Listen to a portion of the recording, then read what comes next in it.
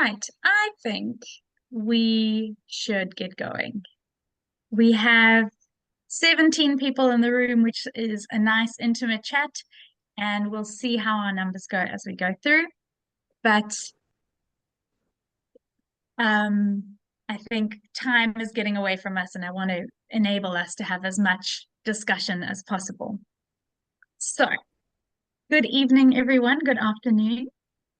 Welcome to our third webinar in the Judiciary in Africa series, which is a series of 8 webinars that we are holding that JIFA is co-hosting with the Judicial Training Network, the African Judicial Training Network, and we are exploring a series of themes over a period of 8 or 9 months. This is our third theme, and tonight we are talking about courage.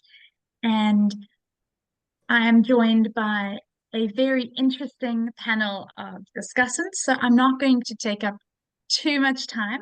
However, as a bit of housekeeping, because we're a nice small group, please feel free to engage as much as possible. You can write questions into the chat box. You can engage in the chat box. But the way we're going to structure this evening is that we will start with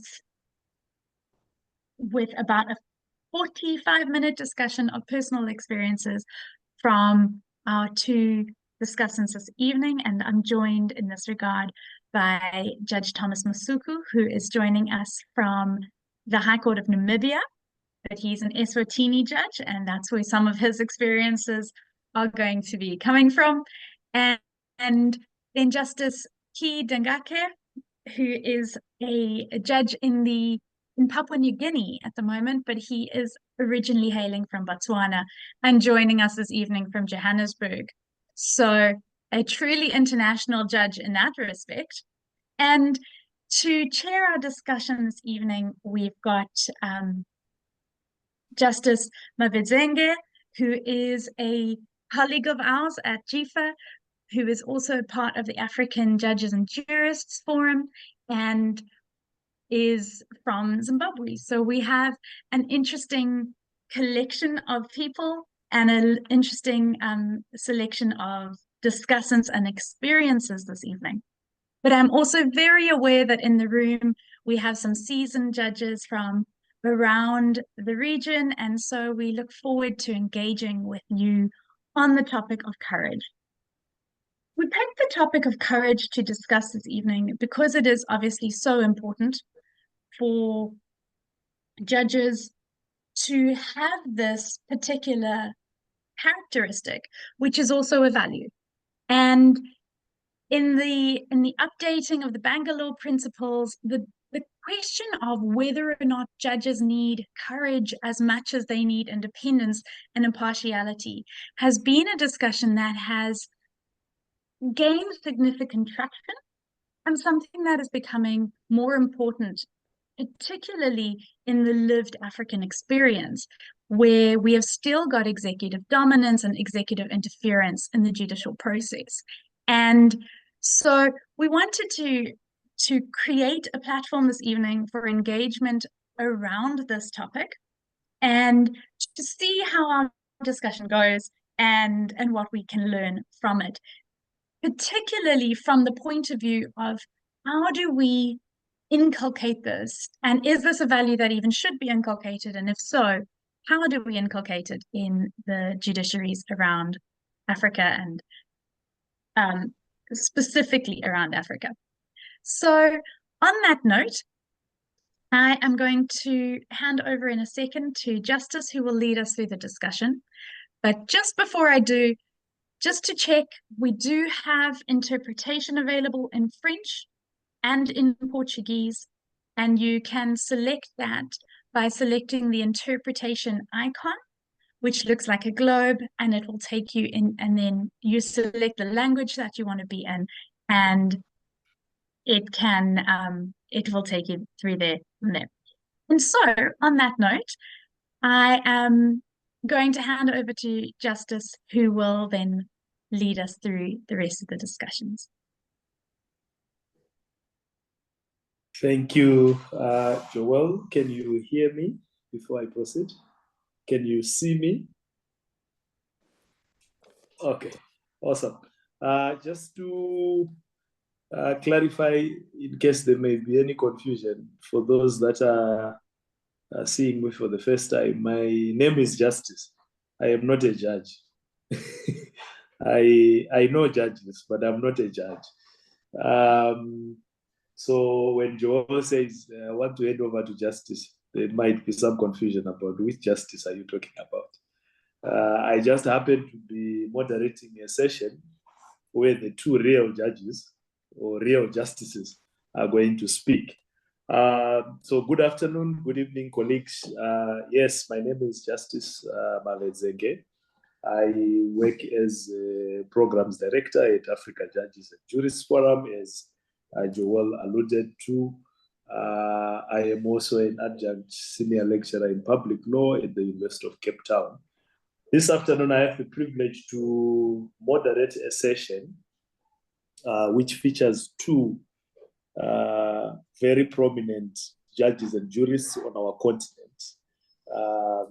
The first is Honorable Justice Thomas Masuku, who I think many of us would be familiar with. He is a former judge of the High Court in the then Swaziland, now officially known as Eswatini. But he currently serves as judge of the High Court in Namibia. He is a member of the African Judges and Jurists Forum and is a board member there. The second panelist is Honorable Justice Dingake, who is a former judge of the High Court of Botswana, has been to several jurisdictions, including Seychelles, but currently serves as High Court judge in Papua New Guinea, PNG. He is an adjunct professor of law at the University of Cape Town and is also a trainer at the Judicial Institute for Africa program, which I think many of you are familiar with here. So as Joel alluded to, what we are going to do is I'm going to give the two judges 15 minutes each to share their personal accounts or stories which demonstrate courage and what it meant for them to show courage in the instances that they did, and what sort of consequences were visited upon them, and how those experiences have shaped the way they currently approach their judicial functions. We are grateful that Justice Thomas Masuku accepted to share his personal account, and I will give him the floor now to proceed. And then after that, I will calling Justice Dingake, and then after that I will pose a few questions to them and then hand over to Joel for the audience to also ask their questions. Thank you very much, Honorable Justice Thomas Masuku. I call you to the podium and give you this opportunity to share with us your personal account on what courage means for a judicial officer. Over to you, sir. Well, thank you, Dr. Justice, and all the colleagues who have joined in this discussion. In who the panelists are, I happen to be one. And then on the other hand is Mr. Justice Dingake, who is a colleague of mine from Botswana, where I served as a High Court judge as well between the years 2000 and 2008. So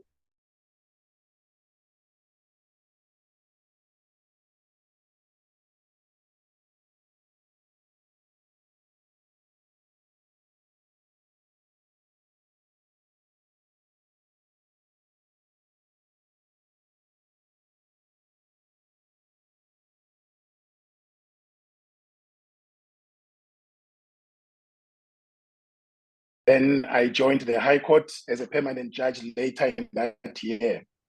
So in the year 2002, there were some problems that happened in Swaziland involving the judiciary. In particular, there were two judgments that were issued by the then Court of Appeal. One had to do with certain chiefs who were removed in terms of some legislation. And then there was also a case involving a legislation which was known as the Non-Bailable Offences Order, in terms of which people charged with certain offences were not eligible to bail. So those legislations, the one in respect of which the chiefs were removed from their jurisdictional areas, was also challenged. And the Court of Appeal found that both pieces of legislation were unconstitutional, if I may say that, and that the chiefs were supposed to be returned to the places where they had jurisdiction. And also those people who had been denied bail on the basis of the legislation were entitled to apply for bail and the courts to consider the cases in their individual characteristics as to whether bail should be granted or not. So what then happened is that the Prime Minister at the time issued a statement, and this was notoriously called the November 28 statement in 2002, where the Prime Minister spoke and informed all and sundry that government would not comply with those two judgments, and government would act as if those judgments were not passed, because those judgments not comply with what the law in Swaziland is. And you can imagine what happened in the aftermath of that. So, but what then happened is that I was supposed to sit with the Chief Justice at the time in a matter involving one of the persons who had been previously denied bail. But because of the judgment of the Court of Appeal, he had to be brought before us so that we determine whether he should be granted bail or not. I must mention that as a result of the statement that was issued by the Prime Minister, all the judges of the Court of Appeal resigned en masse. So for a period of 2 years, there was no appeal court in Swaziland. So all people who had filed appeals, both in respect of civil matters and criminal matters, no recourse.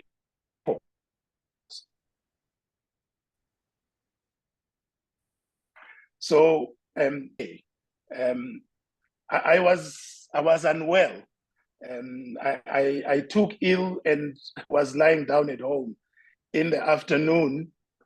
And then I was informed by members of my family that members of the press were outside the gate and they wished to speak to me. But because I was unwell, under the weather, I told them that they must tell the journalists that I'm not able to speak to them. And I had no idea what was happening. And then later in the night, one member whom we attended church with tried to call me, but my phone was on silent, and I did not know that he had called or what he wanted to say. So the following morning, when I'm going to hear the case that I spoke about, I drive on the road to the High Court. And then at the time in Swaziland, we used to have posters for the news headlines. And I saw one written, "Judge demoted." So I drove past and I was wondering, I wonder who this judge who is demoted is.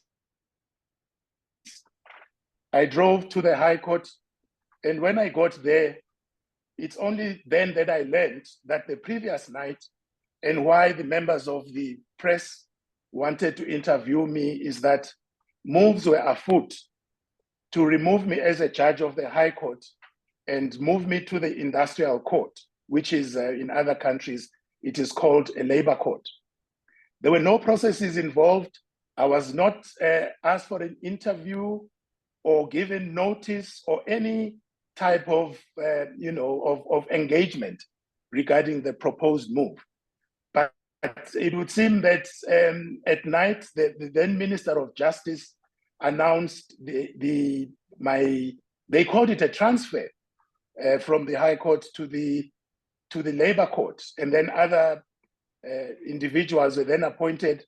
There was a judge who was a judge of the Industrial Court. He then came to the High Court. He was supposed to take my position in the High Court, and I guess I had to take up his in the Industrial Court. So we then went into court with the Chief Justice in relation to the matter that, in fact, it was a habeas corpus application. So as counsel for the government was addressing the court, for the first time, he handed me a copy of the Gazette. And he said, "My lord, you are not eligible to sit and hear this matter anymore." And he said, "Here is the instrument," which I was seeing for the first time. So I said to him, "Let me see the instrument. I'm not going to debate with you about its legality or otherwise." So I took it and read it quickly in court, and then discovered that at the end, they said I was entitled to finish whatever cases I was currently engaged in. So I then put it to counsel. Counsel, in view of this paragraph of the Gazette, am I not entitled to sit and hear this matter through? Is it not a matter that is pending? So he considered that I was entitled to sit. But the fact of the matter is that I was no longer eligible to sit as a result of that particular instrument as a judge of the High Court. So I took legal advice and I challenged the notice which removed me as a judge of the High Court. So I remained in my chambers, and for a period of 8 months, I was not given any cases. So all I told myself is that what has been done is illegal. I'm challenging it in court, and I'm not going to move from my chambers, but I'm also not going to stay away from work. So for those 8 months, I went to work on every working day. I didn't have work to do, but I thought I should assert my rights, because in my view and in the view of counsel who represented me, my transfer was illegal. So fortunately, as fate would have it, the Prime Minister of the time's term of office came to an end, and I then went back to the High Court and I continued dealing with my work. But the situation was very, very tense. Because when such things happen, you find that there are judges sometimes become divided. They start taking sides with the one maybe who's being removed, and some of them do not want to at times even interact with you, because if they do, they might be misinterpreted to be in the wrong camp. So you find yourself in a no man's land, so to speak, or in a land of lepers, if I may say, where some colleagues do not want to, to interact with you. But in fact, what happened that I should mention is that my application came before the High Court, and one of my colleagues decided that on account of us being colleagues, he cannot deal with the matter. So I was then left bereft of any remedy, because it would mean that there is no judge in the High Court who could hear the matter. And what I can say is that in a previous matter, which involved the Chief Justice, where there were moves to remove him, he brought an urgent application, and we sat as a bench of three in the High Court. And we invoked what was then unknown, but what is called the doctrine of necessity. And we found that if we did not sit to hear his matter, then the ubi ius ibi redium, which means where there's a right, there's a remedy, would become very hollow. So that was the first experience I want to speak about. Then the second experience happened after my return from my sojourn in the Botswana High Court. I went back to the High Court, and I sat in a few cases in the Supreme Court and also in the Industrial Court of Appeal. There was a Chief Justice who was a Lesotho national. He's the one who was in charge of the High Court immediately after I returned. And I do not know what it is that happened, but he had some, I do not know whether to say distrust or whatever, but I started feeling very uneasy in my communication with him, because I had met him many years earlier, and we had had very cordial relationships, because he was sitting also in the Court of Appeal of Botswana, and I also used to see him there.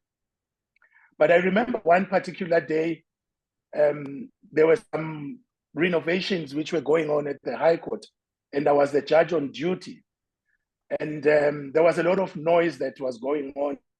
They were drilling walls and everything. So I told my secretary that I'm going home, I'm going to work from home, because I'm writing a judgment and the noise levels were just too high for my concentration. So I went home and started working. So whilst I was busy working, I get a call, an anonymous number. So I answer the call, and he says, "Oh, this is the Chief Justice." I said, "Oh, Chief Justice, yes, how can I help you?" And he said to me, "I'm told you're one of the judges who is not on duty."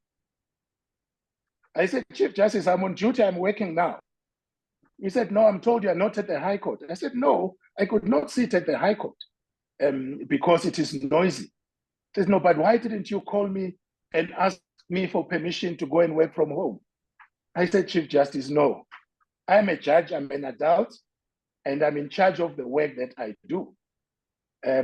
If I'm not doing work and there are complaints that I'm not delivering judgments or whatever, but I spend so much of my free time doing judicial work, such that it should not be a problem, the fact that I'm actually at home and I'm actually working as I speak to you." So I saw that the Chief Justice was not pleased. I wasn't pleased either, because in my entire judicial career, I had never experienced such. But this was a sign of things to come. So because not long after that, I was served with a letter containing 12 charges, which were leveled against me, charges of gross misconduct, and 7 of which related personally to the Chief Justice. One of the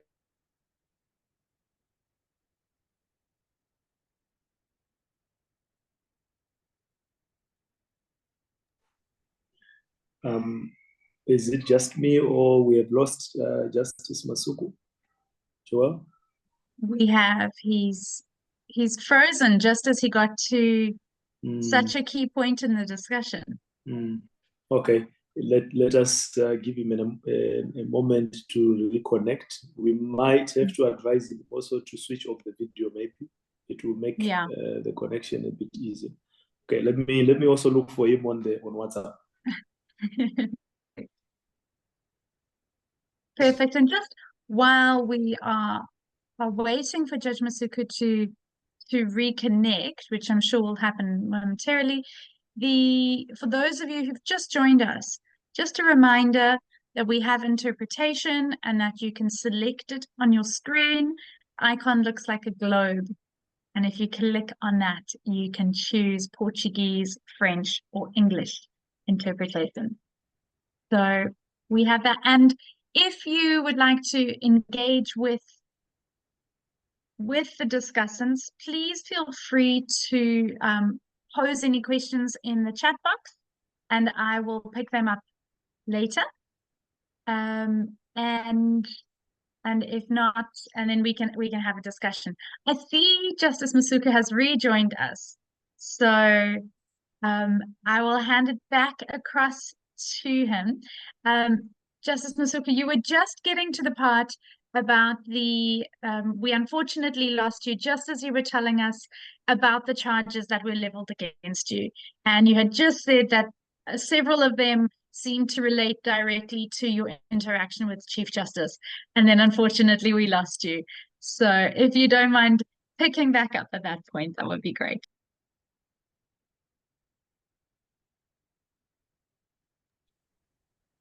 And unfortunately you currently... Am I audible now? Yes, you are. Okay. Thank you. So what I was saying was that there were 12 counts leveled against me, 7 of which related personally to the Chief Justice. And then one of them was that I had insulted the king or used words, folk tongue in reference to the king as an insult to the king. And then another was that I was associating with people who are for it. Another one was that I was associating with a chief who seemed not to be in good books. So I was fortunate that I was able to engage through assistance the services of Advocate Wim Trengove, SC, and Moses Kakane, who was not SC at the time. And they are the ones who conducted my defense. So the case that I faced, and Judge Dingake, I must mention, came for my impeachment. So what happened during the hearing, firstly, is that the case against me was based on affidavit, which was filed by the registrar of the High Court. And I was advised to file an answering affidavit in which I disputed the basis of the charges. And so when we came to the hearing, my counsel first asked the Chief Justice that the hearing should be in public. And that was my plea. That is what I wanted, because my family members were there. There are people from the human rights community, judicial community, who came to follow the proceedings, but they were denied access. So the Chief Justice refused. And then another application that we made was that the Chief Justice should recuse himself for the reason that 7 or so of the charges related to him personally, but he refused to recuse himself. And then the third issue we raised was because the charges were predicated on the affidavit of the registrar, we made an application to cross-examine him on the evidence which he had deposed to on oath. That application was also refused. So Advocate Trengove said to me, Judge, you have 2 choices. One of them is that you walk out, because it is clear that you will be served a hot dish of injustice. And then he said, the second one is that stay on, because I am certain that there will be more irregularities that are going to be committed if you stay your course. So I adopted the latter position, and we sat throughout the proceedings. And at the end of the day, after some time, because the registrar didn't say anything, they just accepted his affidavit, and the issues, the disputes of fact, which were raised in my affidavit, were never dealt with. So I was then found guilty, and I expected that after being found guilty, there will at least be a hearing where I'm going to be asked to make submissions in mitigation before they decide what the appropriate sanction would be. But there was none. They found me guilty, and I was removed as a judge of the High Court on the basis of that flawed process. I was then advised to pursue the matter within the Swaziland jurisdiction, and I decided, upon speaking to a few other people, that it would be a fruitless endeavor.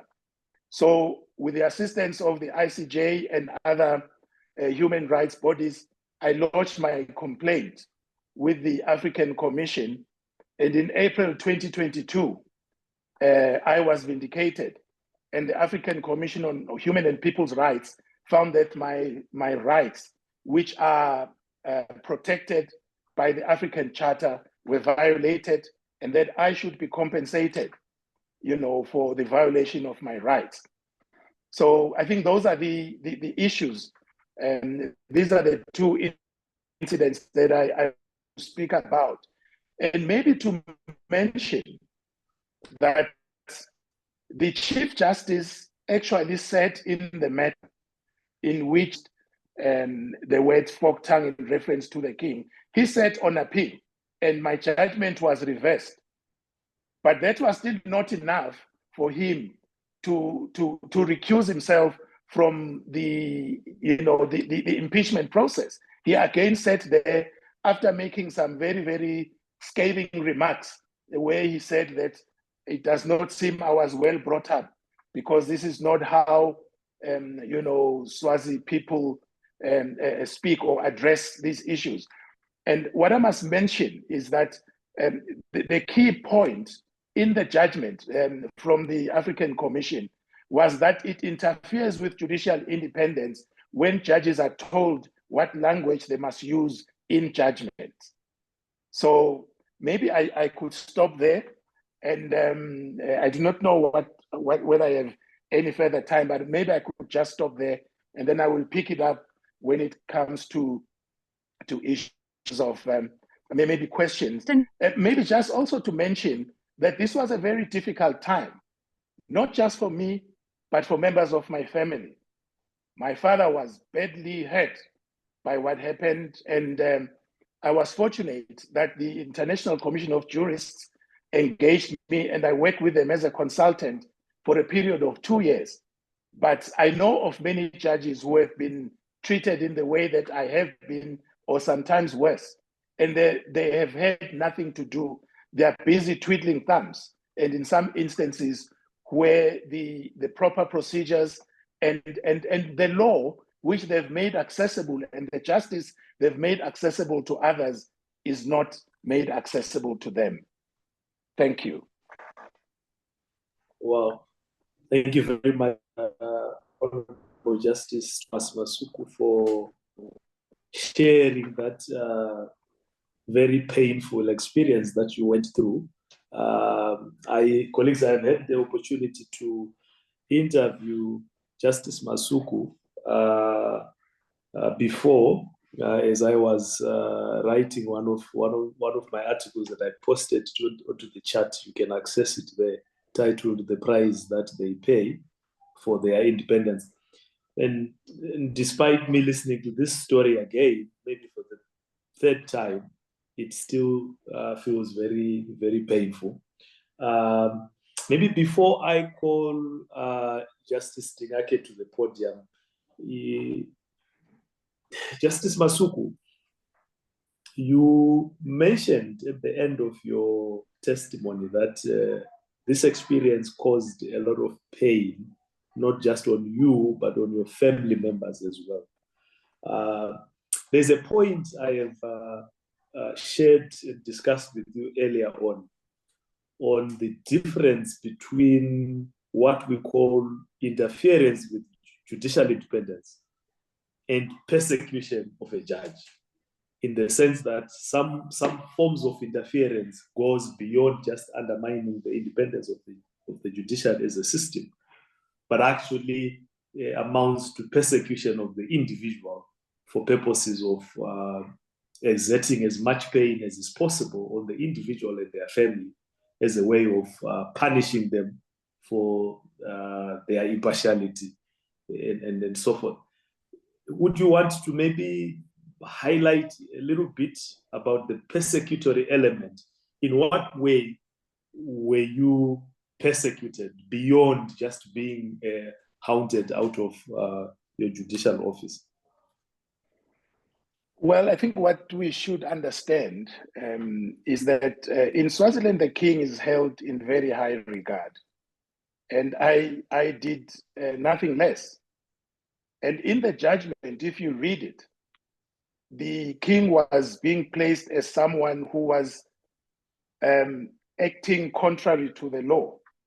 And then what I said in the judgment is that the king could not say people must go and violate the law. But the manner in which it was placed was that I was portrayed as someone who was besmirching the name of the king. And then you imagine when you meet many people in the streets and how some of them will look at you and perceive you because of how this was portrayed by the Chief Justice in the accusations that he made against me. That is one thing. And then even with the colleagues, as I said, you find that some of the colleagues do not want to deal with you because if they do, it would seem that they are in the wrong camp. I think I mentioned that. But then the members of my family, my father in particular, was very hurt because he said, I am here. This boy is my son. No one has come to me to say, your son has done A, B, C, and D. What can we do about it? And he died very, very, very, in pain. That's all I can say. And sometimes you also want to protect your family from some of the blatant things that happen, particularly when they're at an advanced age. Because what I should mention is that after my removal as a judge of the High Court, I then applied and got a job as the ombudsman for non-bank financial services. I had a contract of 5 years, which was renewable, but I only served 1 month and 5 days, and my contract was terminated. No reasons were given. I do not want to speak about that case because it is sub judice, but that is a fact. It is pending in one of the courts in Swaziland. So I was rendered someone who could not work anywhere because of what had happened. And maybe just one point, maybe you might not have spoken about it, Justice. For me, what was important in my case was the role of the Chief Justice. Because when we look at Chief Justices, they are the people who are supposed to be the heads of the judiciary. They are the ones who are supposed to give protection to their judges.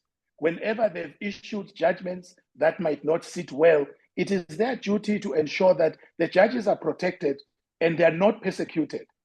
But what the Chief Justice did was that he was my persecutor in chief. He was leading those who were out to get me.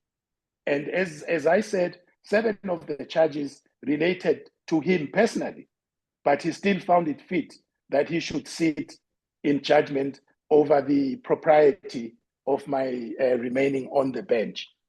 So I can just say that, it's not just about judicial independence. At the end of the day, You have to look at the person behind it. Mm. He's a human being. He has a family that he looks after. And, you know, his emotional health, you know, physical health, and all other, you know, areas of life become affected merely by a person trying to do their job in the best way they can. And I must say, there are channels of appeals where a judge has made a judgment that you feel is wrong. There are channels that are open. The matter can be taken on review, taken on appeal. But what happens is that they go for impeachment, and the standard of what gross misconduct is ever so fluid and sometimes very parochial, so that anything in some instances passes as gross misconduct.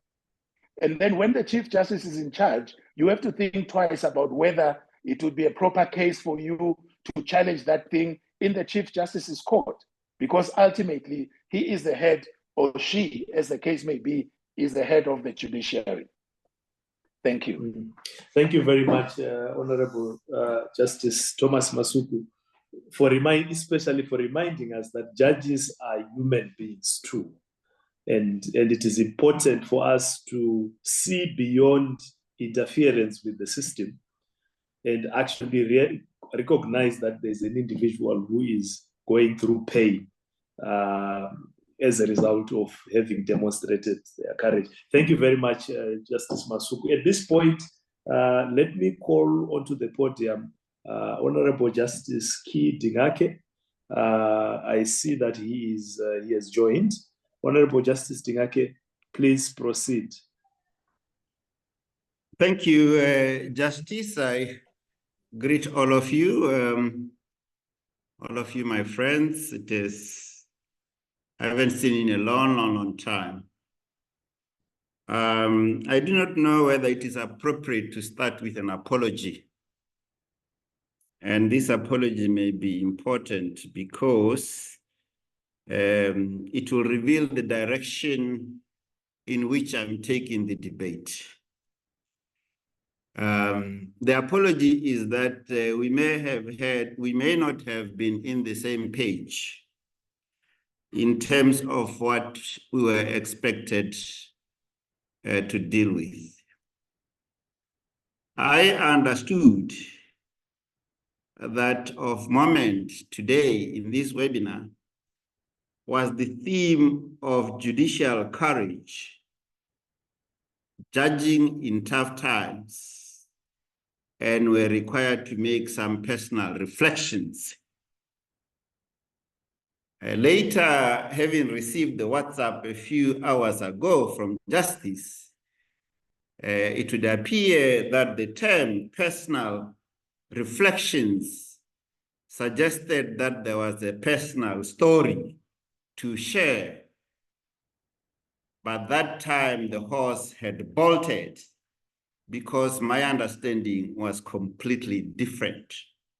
So I apologize to that extent, and I proceed on the path that I originally understood before the clarity was offered by Justice an hour or 2 hours ago. When we speak of courage, many scholars, many jurists, many people have spoken that courage is not the absence of fear, but rather the judgment that something else is more important than fear. I adopt that definition of courage. And in my 15 minutes that the moderator has kindly allocated to me, I am going to traverse instances of courage that the judges have demonstrated. They may not meet the requirement of personal reflections in some quarters, but they do meet the interpretation of personal reflections. So I've been asked to reflect on these, and I have pondered over 2 phrases that were employed. The first one, of course, is judicial courage, and the second is tough times. Now, the life and the job of a judge is a very tough calling on its own, because judges, as custodians of the constitutions, as the guardians of the constitutions, they have a very heavy responsibility that requires that they execute the assignment with courage. What then of tough times? What could the authors of this theme have had in mind when they spoke of tough times? Tough times come, in my understanding, in many forms. They may take the form of operating in a captured environment. They may take the form of operating in circumstances where the judicial leadership is captured. And we may not all of us be familiar with the concept of capture. The concept of capture speaks to the capture may be by many at the instance of many other forces. It may be at the instance of the executive. It may be in the instance of vested interests. The capture may be at the instance of even criminal cartels. And it may pose a challenge to also operate beyond the confines of the captured judicial environment I speak of. The broader national environment may pose a challenge, constituting tough times. Deeply political and pressurizing circumstances may, in my mind, constitute tough times. So when reflecting on the concept itself of judicial courage, the first question that arises is, what is judicial courage?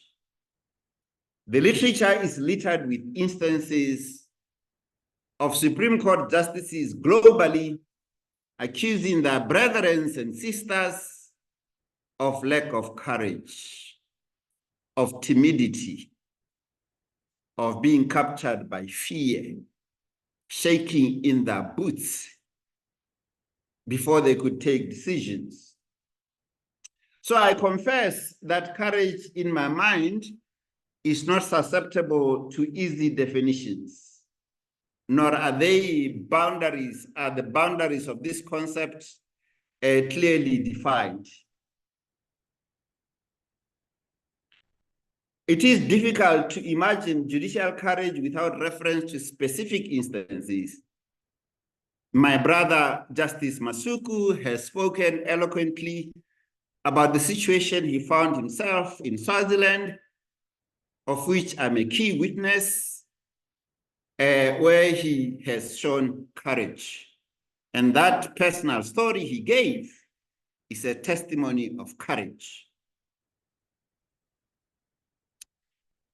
But speaking of the concept of judicial courage, it is, I think, also my intellectual duty and obligation to say, when I speak of judicial courage, I do not speak of judicial adventurism. And when I speak of judicial adventurism, I am referring to reckless, uninformed, unintelligible, disruptive discourse that has no justification in the law, but cause merely disruption and chaos, unintelligible, uninformed, unanchored on the law, unanchored on justice. That is what I call judicial adventurism, not judicial courage. And judicial courage can also be defined in terms of actual courage.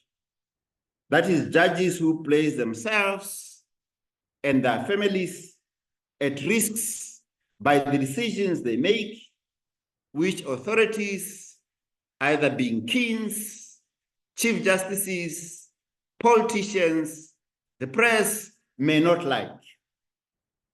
I have in mind several cases. across the globe that demonstrate judicial courage.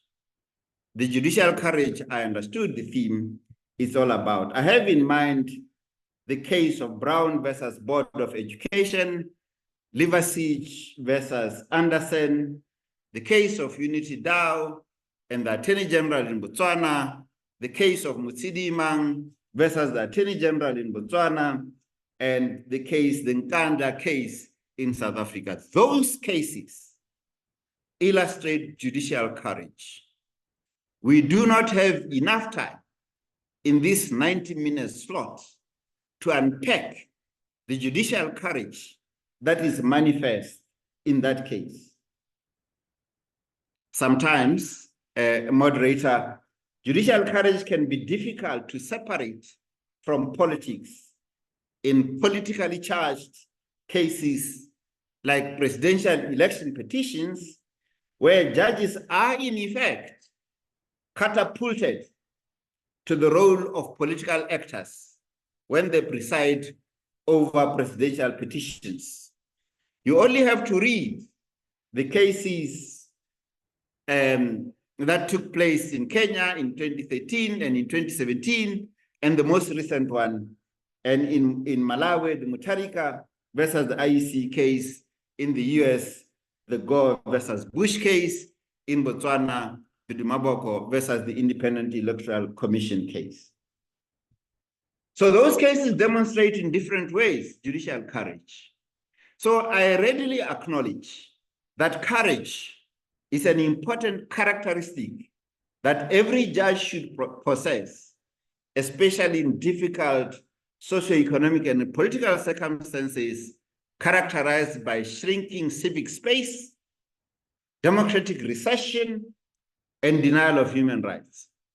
A strong judiciary requires judges of unquestionable integrity, independence, impartiality, and may I just add, requires chief justices as heads of the judiciary, the co-equal arm of government, to be loyal to the Constitution and to manifest that loyalty in practice and resist capture.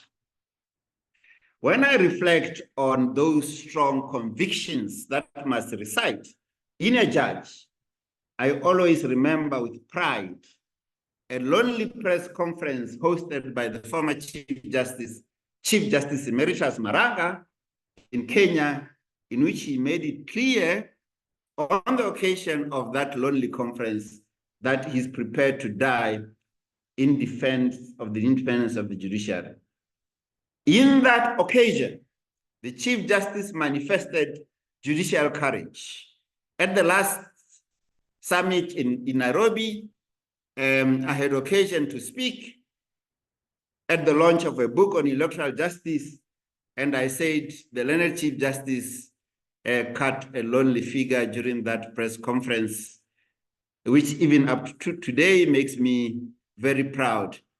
But my facts were corrected by another speaker who said, in actual fact, the Chief Justice was not alone.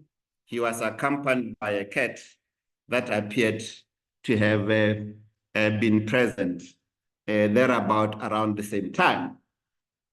So it must also be said that a strong judiciary only goes so far as the willingness of an individual judge not to succumb to betrayal of judicial virtues, independence, impartiality, and integrity, that the judges should not be willing to be turned into puppets of whoever may wish to be in control. So the saying that let justice be done though heavens may fall captures the importance of upholding justice regardless of the consequences. It suggests that one should pursue what is right, what is fair, what is justice in accordance with the law, irrespective of the consequences, irrespective of even his own physical safety. That is judicial courage. It requires strong moral convictions. It requires fidelity to the Constitution. So, there are different types of judges in this universe. Different types of judges. That iconic celebrated common law judge and jurist by the name of Lord Denning, in his many celebrated dissents in the Court of Appeal of England, suggested a binary classification of judges into two camps. He said on the other side are timorous souls, shivering in their boots. And he said, those timorous souls are always scared to embrace new courses of action. And he said, there were on the other side bold spirits who were ready to allow justice to prevail, to embrace new courses of action if required. So this understanding of this binary classification of judges places at the very center the concept of judicial courage. Lord Denning believed that the progressive development of the law is due in large measure because of courage of bold spirits. And he denounced timorous souls. So justice with a small j, I am just concerned with my time. And I don't know what I'm doing. I know you allocated 15 minutes, and I'm keen to keep the 15 minutes. I suspect I have done 10 minutes or less. You have done 17. But 17. I can give you 2 more to just wrap up, because you can add more during the plenary discussion. Yes. So I will not accept the arbitrary allocation of the 2 minutes. I'll try to wind up though. So that is what courage speaks about. Many of us here would be familiar with the case of Liverseas versus Anderson, that concerned the Defense Regulation 18B of 1939, in terms of which the Home Secretary in the United Kingdom placed under detention someone who was said to have been a security risk without trial, without charge, without anything. And that dreadful decision was accepted by the majority of the justices, but only Lord Atkin begged to differ. And in differing with the other lordships, vindicated the rule of law and human rights. And he was denounced by his colleagues. So it is never an easy thing to exhibit judicial courage. I think during question time, I'll speak more. I conclude by certain cases relating to my own sojourn in the judiciary. Very briefly about courage. Courage could be moral courage, it could be intellectual courage, it could also be actual courage, as I sought earlier to define.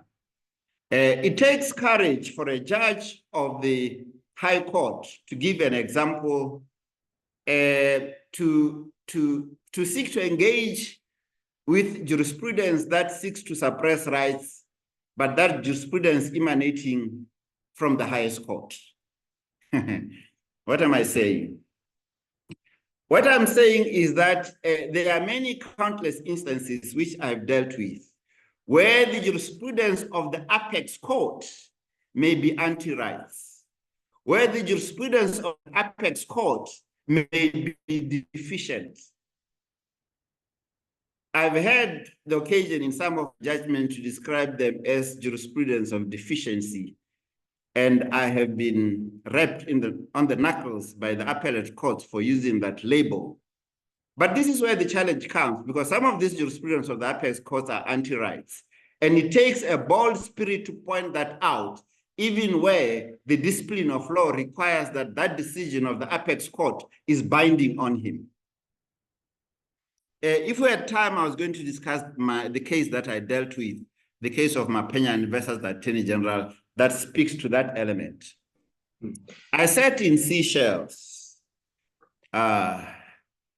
Jo must be smiling wherever she is, wishing that I had time to speak about that experience. But we have demonstrated that it is possible to stay the ground and be true to the cause of the Constitution. So let me stop here. I think I have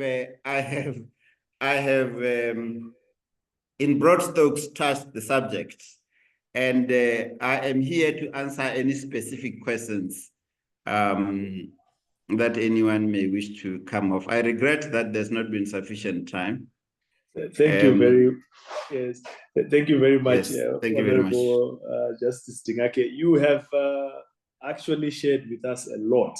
So even though there's always not enough time to go through these issues, but you have shared with us a lot of wisdom. I think what we have on our panel today actually is an interesting story, because what Justice Dingake has done is to remind us what courage is.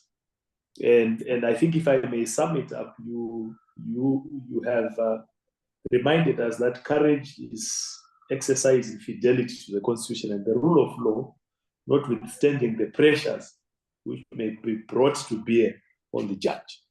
But what Justice Masuku has also done is to remind us through his lived experiences of the consequences of that kind of courage. What sort of pressures are brought to bear upon the judge after having exercised or demonstrated courage? That is, I think, the story of Justice Thomas Masuku. Let me ask two questions and then hand over to Joel to then allow the participants in this webinar to also pose their questions. Two questions. First is, Justice Masuku, you highlighted the role that the media in Swaziland sort of played during your experience. But I'm wondering if you can be able to shed more light on what sort of role can the media play positively, and if at all there are cases which you can refer to during your experience in Swaziland where the media actually played a positive role in sort of mitigating against your persecution. Over to you, Judge.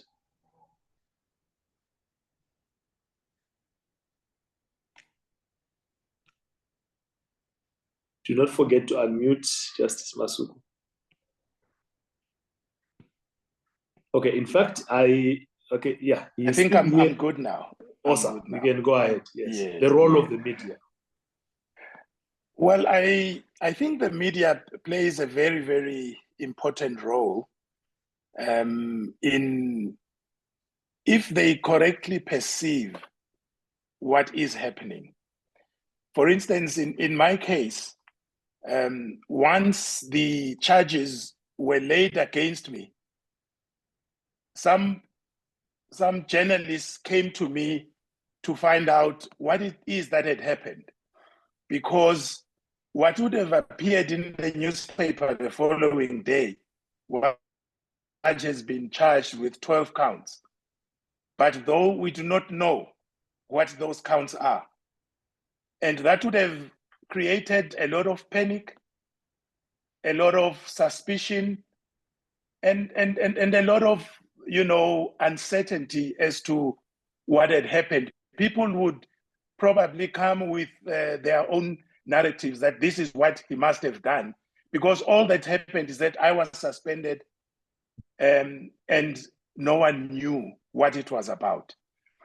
But there is one journalist who approached me from one of the newspapers the very night on which my suspension was announced, and I gave him a copy of the letter containing the charges, and the following day, he published all the charges.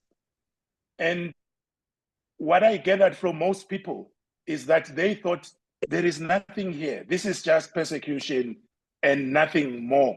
When they looked at the charges, as I said, about 7 of them related personally to the Chief Justice. I think that on its own told a story. But then with matters of discipline, you have to sometimes to be careful, because it is an individual thing, but the office that we hold is not an individual office.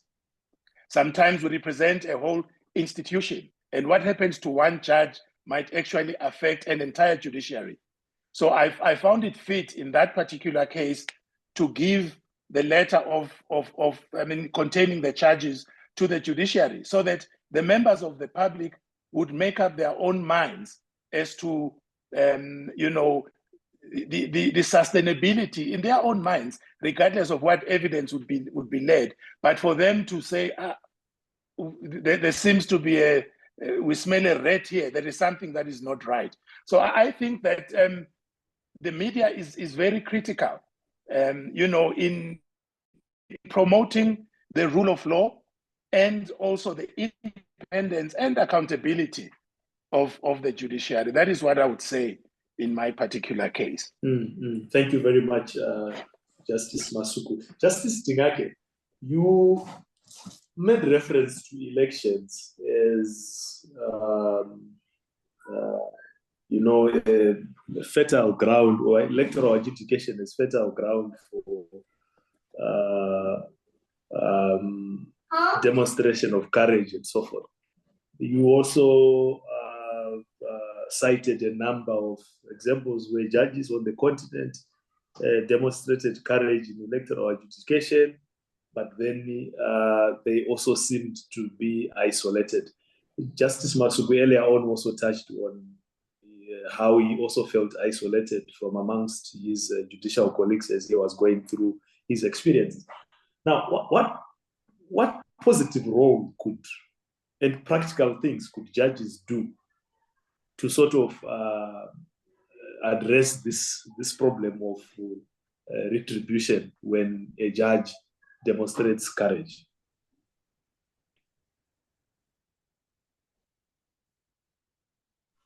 Go on, Justice Dingake. Well, thank you very much. The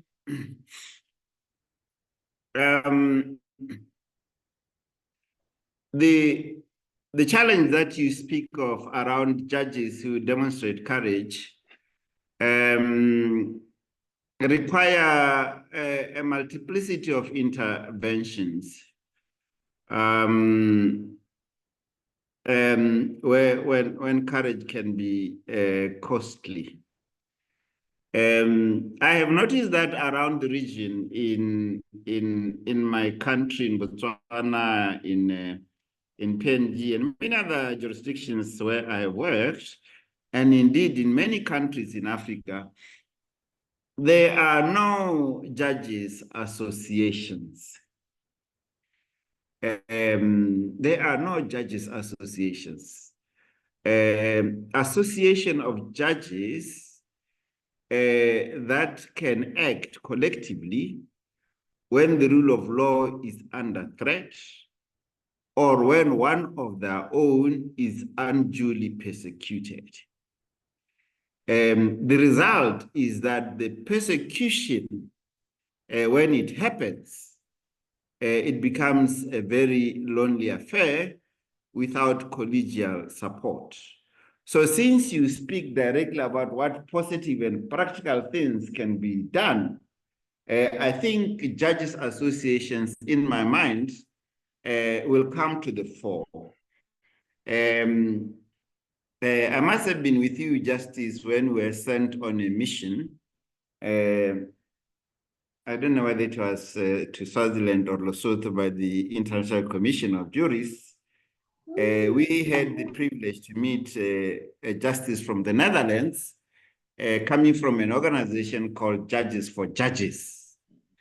So that kind of thing is required. And it is one of the most positive and practical things that judges can do. Two, last week in Nairobi, when I had occasion to speak, I spoke about the law societies.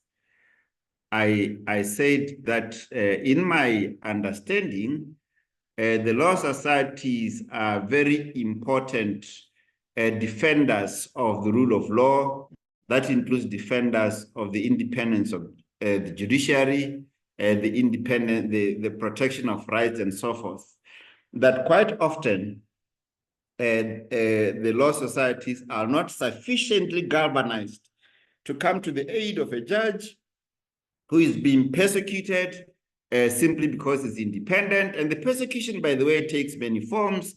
It can take the form of removal. It can take the form of demotion. It can take the form of transfer to some hinterland where even running water. So that is how it may. So I speak of those two things as being positive and practical things that can be done. There are many other things. You can also involve civil society. Sure. This entire thing about constitutional values, they may remain in paper if you don't have a vigilant civil society to protect them. So that would be the third layer I add.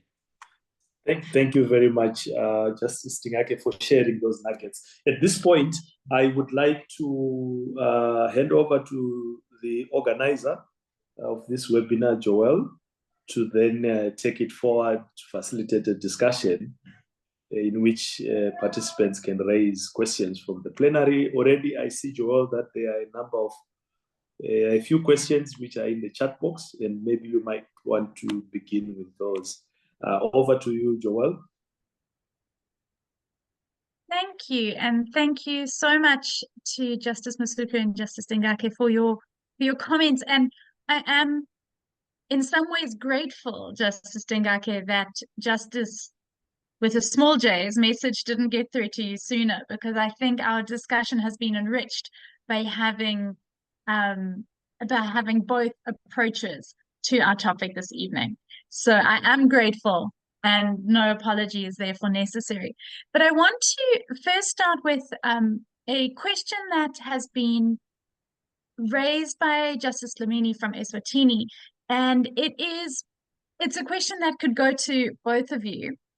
And he's asking about what is the role of courage in a system that stifles it. So he's thinking here about courage under, for example, the apartheid system, or under a military junta. I don't know, Justice Dlamini, if you'd like to elaborate on your question or if I've conveyed it successfully. Okay, there's nodding. So if either Justice Masuku or Justice Dingake would like to respond to that, what is the role of justice in a situation where it's stifled? I mean, of courage in a situation where it's stifled.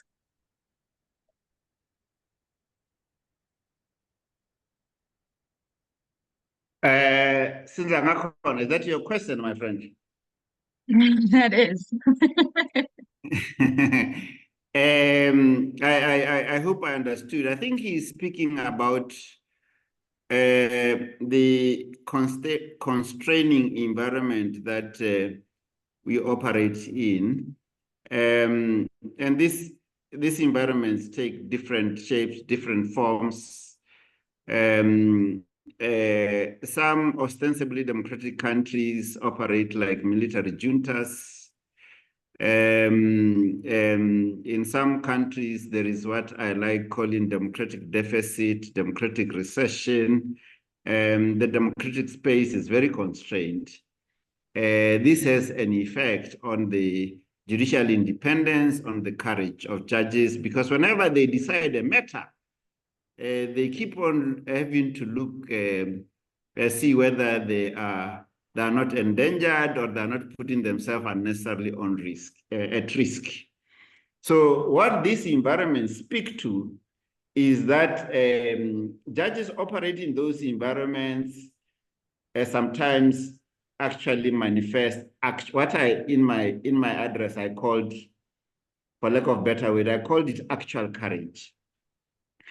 And by actual courage, I mean a situation where you owe fidelity to the Constitution completely, that you do not care what may happen to you as a person, your physical safety, as long as you can remain true to the Constitution. So that kind of courage is very rare.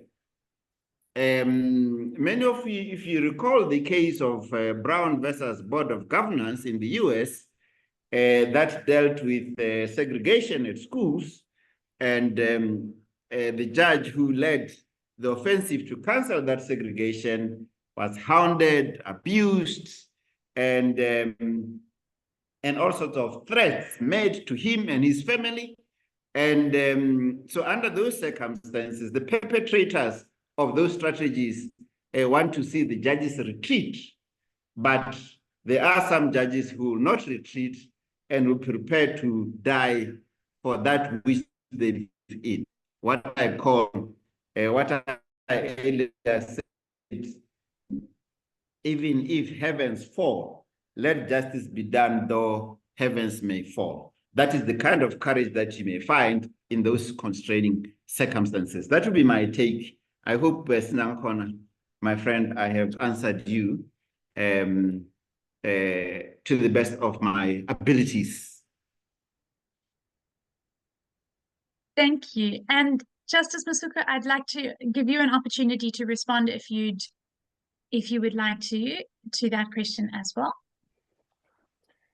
Well, thank you, Madam Moderator. I do not think I have much to add on this issue, except to say that you know, sometimes when you are working, particularly where you sit maybe in a bench of 3 or 5, one would expect that in those circumstances, you know, the numbers would give you some, but it is not always the case, because there are those cases where you find yourself being a lone voice crying in the wilderness, and sometimes you wonder, am I on the right track? And sometimes that might cause, you know, a lot of you know, you might be very uncomfortable if some of your colleagues do not agree with you, but sometimes that is what courage you know, entails.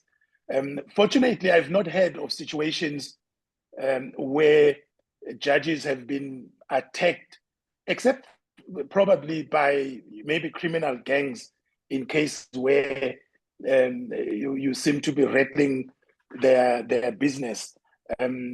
But generally, I've not heard of situations where judges have been, you know, attacked physically, or you know, for carrying out their duties. But there is that mental pressure where you know that a certain government expects this type of decision in this matter, and that is where you have to be, you have to show fidelity to the law, to the Constitution, and sometimes even against. There are those cases where they go against your own personal beliefs, but you still have to do what the law requires you to do. And sometimes you might find that members of your family come and say, is it you who delivered this type of judgment? This is not the type of, you know, of upbringing that you underwent in this house. But this is sometimes, you know, what judging requires of us. I think this is what I would say. Thank you. May I add, Joe? Yes. I I have an experience of having in one jurisdiction that will remain nameless. During my last over 15 years in the judiciary, I dealt with an urgent application regarding the dismissal of the head of the army. So the lawyer representing the head of the army was dismissed by the president, submitted before me that the matter is urgent and the matter must be heard at the time it was argued, and a decision must be given, ideally, at the time the matter was argued. So the lawyer went on to submit that as he is speaking, the army is restless, and he can't guarantee that there may be a government the following day if this matter is not dealt with expeditiously, and that in any event, the army is so restless that he can't guarantee security of any person, and that he hopes that justice will be done and that the army commander be reinstated. The papers were incurably defective. The allegations relating to agency did not make the necessary averments, but a clear, manifest, express threat was made to me clearly about what may happen the following day. And at the end of the submissions, I delivered an extempore judgment and dismissed the application for want of urgency. And I went back home wondering whether anything may happen to me that night.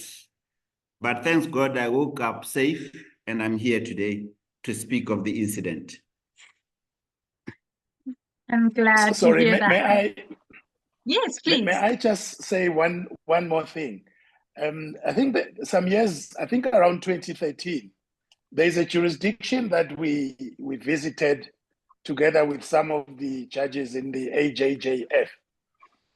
And what the judges were told us, one judge told us of an incident where there's an army general who had a case that was pending before him. So he had the case reserved judgment. But what happened is that the army general, together with the trooper of his forces, were sitting some 10, 15 meters away from his chambers and looking and waiting for the judgment. So after 2 or 3 hours, they went to his office door and knocked. And they said, "Judge, is the judgment ready?" And he said, "No, the judgment is not ready."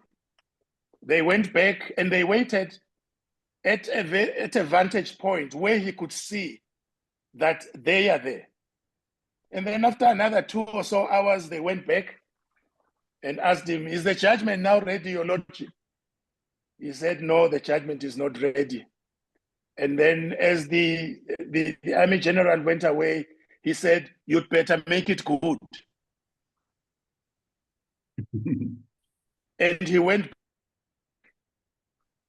So eventually he came back and the judgment was issued and it was good.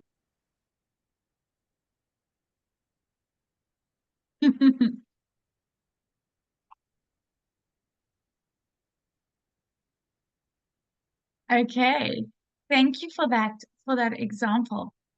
And I think we have picked up on some really important matters. We have but a minute to finish, and in this minute, I wanted to just pick up on some of the comments that we've seen.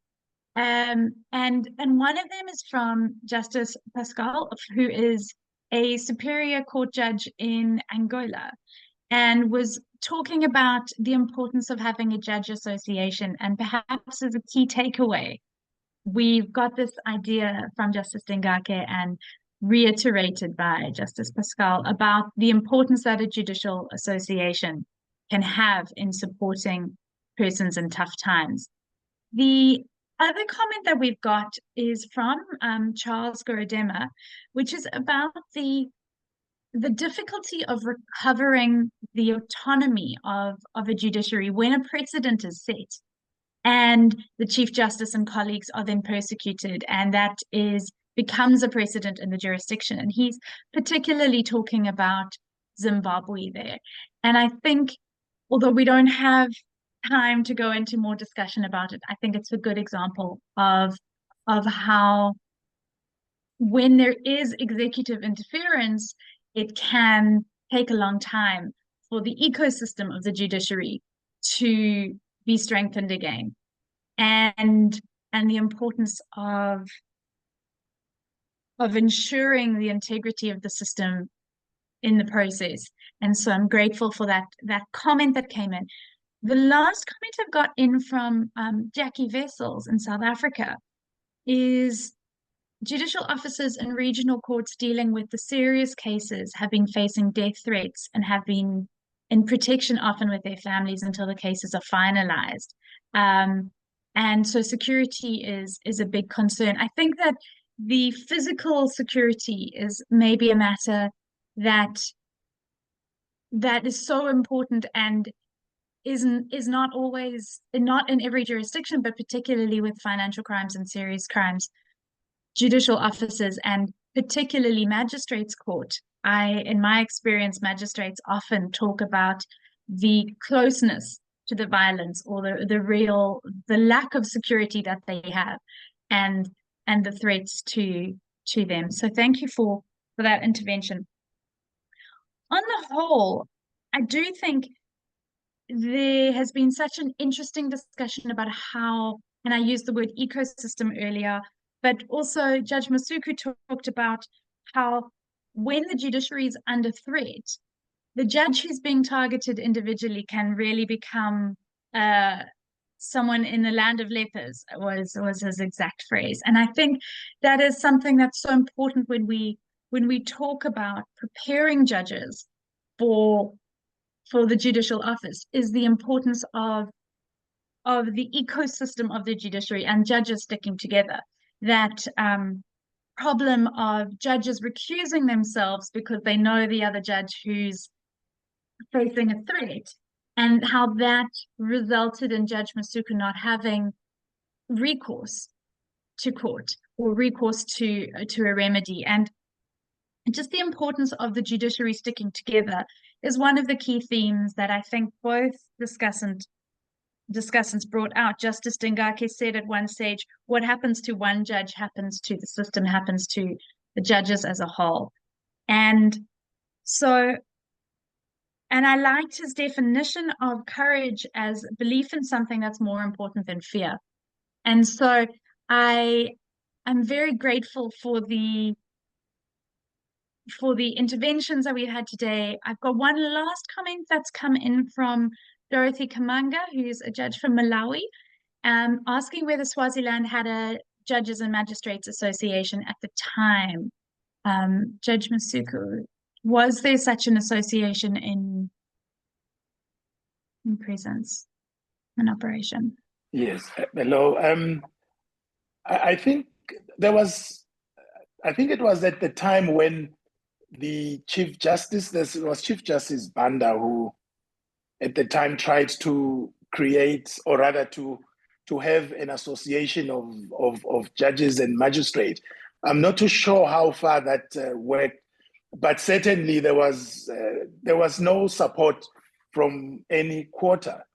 So whatever one went through, it was just that individual's battle to face together, maybe with a few whispers of strength from friends and colleagues who cared about it. But we didn't have a vibrant and functional Judges and Magistrates Association at the time. I'm not too sure whether there is one in place now, and if there is, how effective it is in particularly in dealing with issues like these ones. Thank you. Thank you. Thank you. And that, I suppose, brings home the fact that when judges are under pressure, they need to reach to a variety of support. So you have your personal support, which is so important with your family, but the judges and the magistrates in the system is important. The media is important. The vibrant social or civil society or a bar association are all important in supporting. But at the end of the day, it always comes down to the lonely individual who has to stand firm in those moments. And so to everyone who is a judge in this room and in this webinar and has gone through instances where you've needed to be courageous, and I know that that's every one of you, because I've never met a judge who hasn't had to be courageous. We do applaud you for your duty and for your diligence in performing that duty. And so I just wanted to thank you very, very, very much, Justice Masuku and Justice Dingake, for taking the time out of your schedule, and also to Justice with a small j, but Mavedzenge, for leading our discussion this evening. I'm really grateful. We have another... Sorry, Joel. Yes, we settled this matter about big J's and small J's in Nairobi last weekend. We agreed with Justice Dingake that I am the one with the big J, because there's a small J to... Well, I will let you take that debate further. He is in contempt. I do just want to, before we finish this evening, remind you that we have one more webinar in this Judiciary in Africa series, which will be held next month, in October, the final week. And next time we are talking about the role of judicial activism and so I think it's quite a pertinent question. It's something that came up in Judge Dingake's presentation about courage with developing the law, and courage and not going off on judicial adventurism. So we will be notifying you of the link for that and the ability to register. But thank you very much for your time this evening. I'm sorry we haven't answered all of the questions, but I'm really grateful for the engagement and the discussion indeed. And a massive thank you to our discussants. Thank you, everyone. Have a lovely evening. Thank you, Joe. Have a good time. Bye-bye.